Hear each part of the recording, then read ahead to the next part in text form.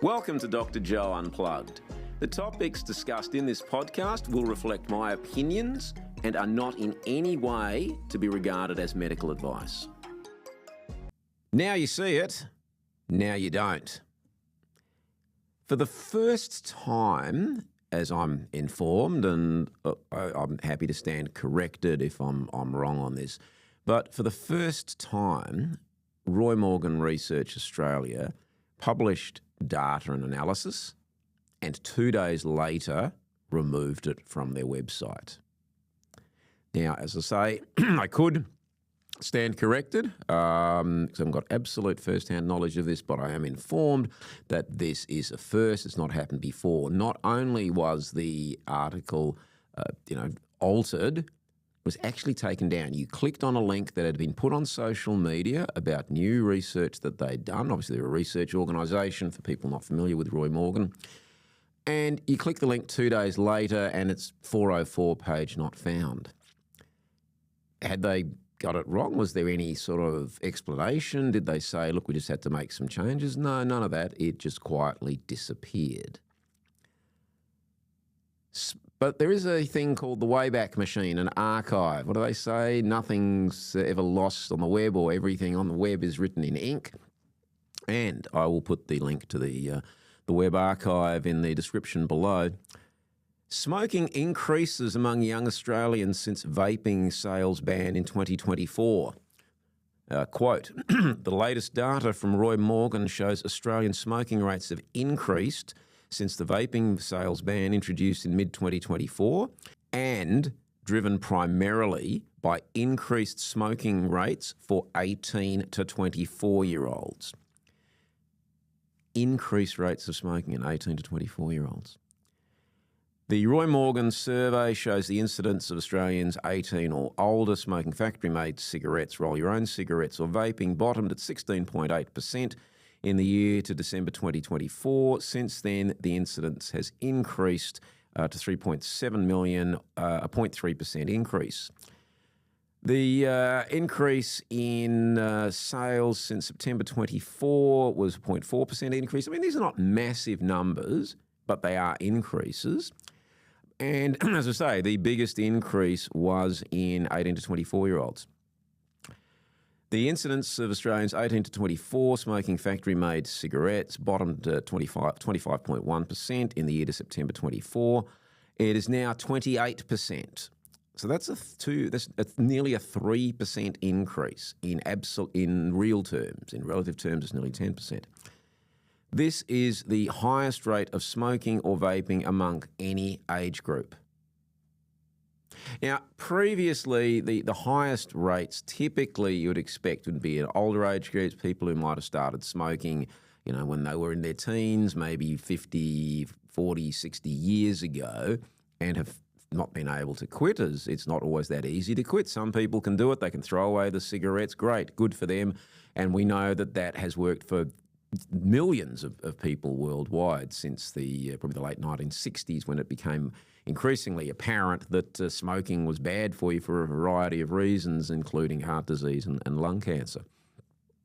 And there was, for a reasonable period of time, lower rates in younger people because they weren't taking it up. And it's good that they're not taking it up.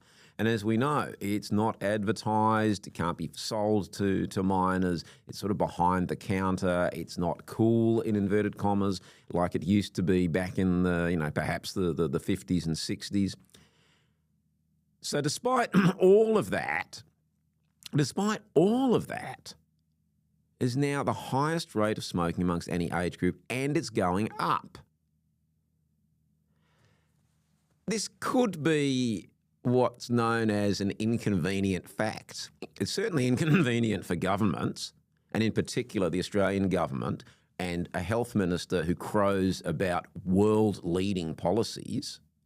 World-leading, when you now have a country where the highest rate of smoking is in 18 to 24-year-olds, and that is going up. Your policies are world-leading? Really, Minister? You can draw your own conclusions as to what that's leading the world in.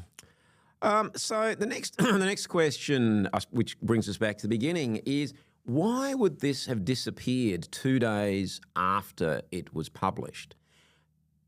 And I'll express my opinion. Obviously, you're welcome to your own, and you're welcome to put them in the comments. This was taken down because it is embarrassing to the government.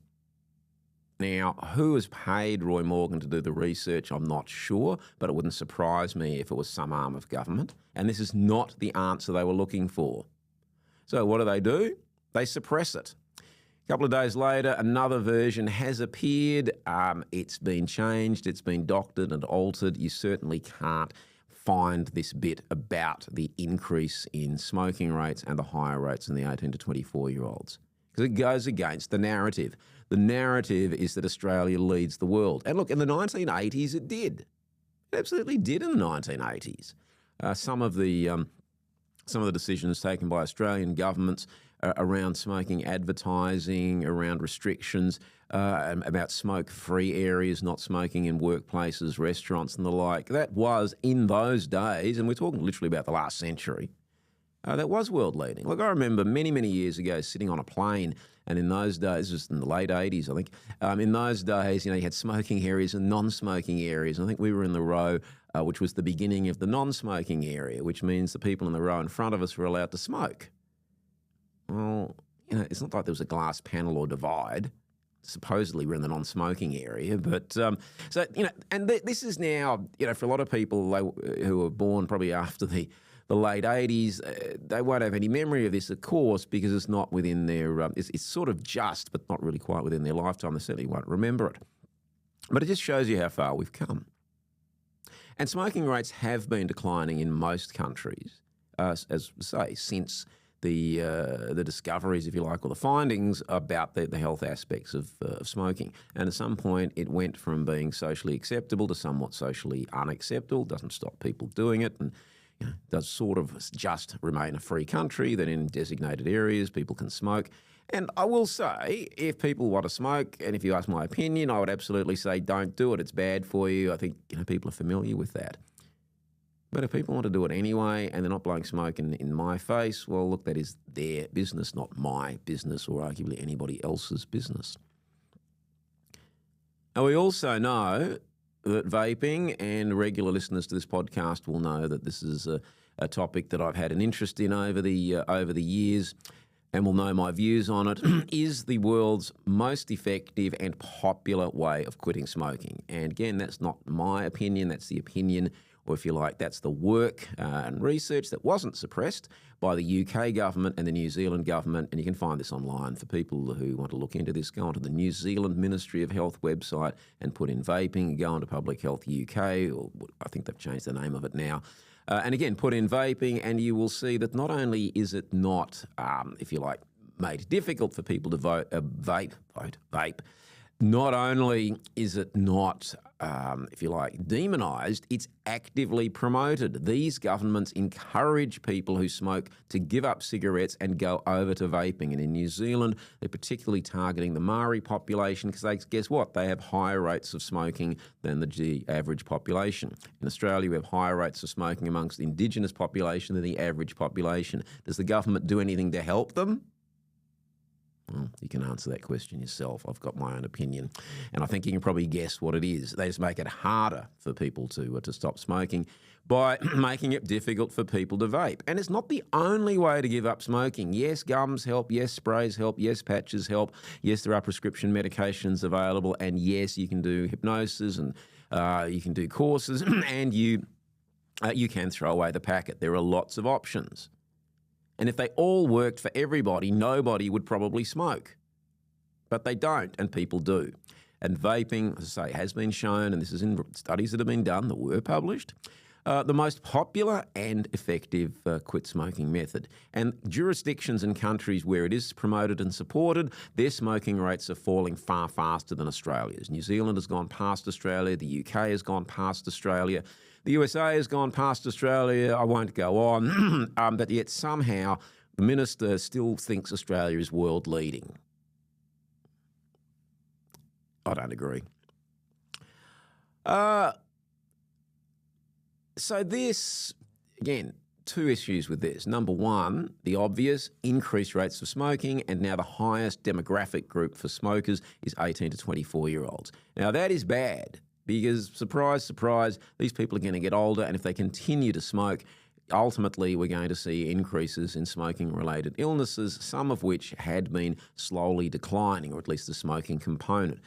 We are seeing, and this is off topic, we are seeing increased rates of lung cancers in people who don't smoke, and the reasons for that are not clear yet. But as there are less smokers, there'll be less lung cancers related to smokers. If we get more smokers, we can know what happened. And when we come to self-congratulations, this is in WA, the Health Minister declared the WA vape crackdown a success.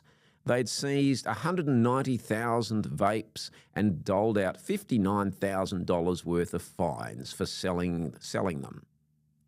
What? This is actually for selling nangs, not even vapes. That is a pittance. That's just nothing. It's absolutely pathetic that they've seized 190,000. I don't know how many tens of millions. That's not even a dent in supply. Sometimes they do these photo opportunities where some minister will stand next to boxes with customs officers and look at what we've seized. Usually that's a bit of a drop in the ocean or a very temporary interruption in supply. But 190,000 is not even that. It's pathetic. You really wonder what these people might be smoking. But this is the disconnect between the real world where smoking rates are going up, and in particular in young people, and the ivory tower where ministers and academics and big public health pat themselves on the back for basically achieving nothing. So what can we do? Well, interestingly, there is perhaps a way, and I just want to find, there is a fantastic quote here talking about the problems with big public health. They don't use the word big, that's my invention. It's in The Atlantic, it's also on the Wayback Machine, how public health discredited itself. And they blame disinformation and misinformation and RFK Jr. and anti-vaxxers and, tobacco stooges and every and anybody under the sun for the fact that public has quite understandably lost faith and trust in these people. And this is an article by John Tierney, contributing writer for The Atlantic and former professor of American government at Boston College. He's also an author. And I'll quote the last part of this article. The public health profession can go on pretending it knows how to cure every social ill, but it will never earn back the public's respect unless it returns to its original principles. It needs to choose evidence over ideology and humility over hubris. Seriously, I could not have put that any better myself. And again, those of you who are familiar with the podcast and those who aren't, if this is your first, welcome to the podcast. The hubris from big public health and these academics and ministers and bureaucrats who bleat about world leading and how fantastic it is that they've issued $59,000 worth of fines. It's absolute hubris. And again, for other reasons, particularly at the start of the decade, they got a lot of it wrong. In other areas, we've spoken about that at times, don't hear too many apologies. There's no humility. And they choose ideology over evidence. The evidence is that smoking rates are going up. The ideology is that vaping is terrible and it's a big tobacco conspiracy. And we can absolutely see that in other countries, that is not the view. And again, I go back to the UK and New Zealand as two good examples. So what are we going to do about all of this? It's a good question. Fortunately, the arguments do go on. And a quote that's been put to me, I don't know who to attribute it to, is that which cannot continue won't. So there will be a point in Australia when we revert to some sort of policy that vaguely resembles sensible and is based on evidence rather than ideology. Whether big public health, academia, politicians and bureaucrats will ever return to some sort of humility and abandon their hubris, that I wouldn't hold my breath waiting for. Thanks for listening to Dr. Joe Unplugged. If you enjoyed this podcast, please like, share, and consider subscribing. Tell your friends. If there are topics you'd like to see covered, be in touch through the chat or email info@drjoe.net.au. We'll be uploading new content each Monday, and soon we'll be putting these videos out on X. You can follow me there at Dr. Joe's DIY Health.